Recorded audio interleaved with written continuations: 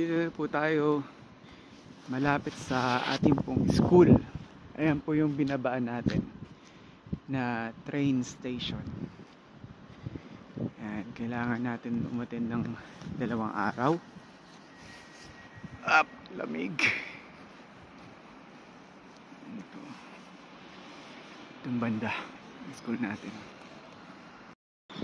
Para lang tayong nasa Baguio. Ayun, mga mababa sila doon.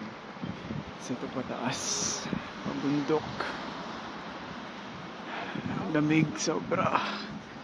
Kulang ako ng gloves sasakayin sa leeg. Ayan, lakad-lakad. Yan na ang ating school. Ayan, dito po yan. Yan po yung paligid.